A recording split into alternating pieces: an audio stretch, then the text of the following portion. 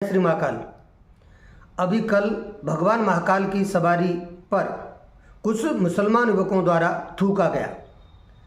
ये घटना अपने आप में बहुत ही निंदनीय है और केवल निंदनीय नहीं, यह अपने आप में बहुत ही दंडनीय भी है।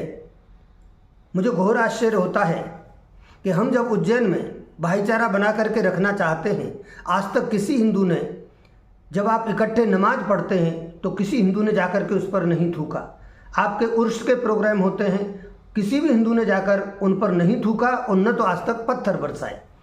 लेकिन ये घोर आश्चर्य की बात है कि जब हम आपको सम्मान देना चाहते हैं तो आप हमारा और हमारे आराध्य भगवान महाकाल का अपमान करना चाहते हैं।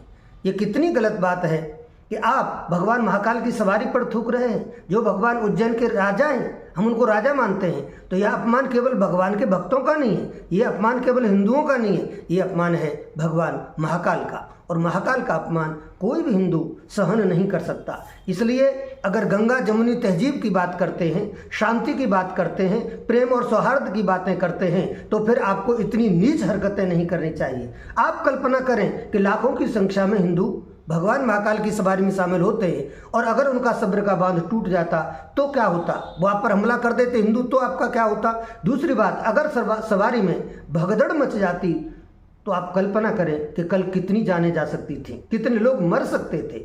मैं पुलिस प्रशासन से कहना चाहूँगा कि आपके पास इंटेलिजेंस ब्यूरो है, आप स्वयं इतनी सारी निगरानी करते हो, इतनी सारी जांचें करते हो सवारी निकलने से पहले, तो फिर इस तरह की घटनाओं पर आप क्यों असफल हो जाते हो? आपको क्यों नहीं समझ में आता? क्यों नहीं आपको पता चलता कि हाँ ये हो सकता है? तो मैं तो एक ही बात कहना चाहूँगा कि इन दोषियों पर कम से कम इनके जो मकान हैं उनको तुरंत तोड़ा जाए, राजकुआ की कार्रवाई की जाए, कठोर दंडात्मक कार्रवाई होगी तो भविष्य में इस प्रकार की गलती ये लोग नहीं करेंगे।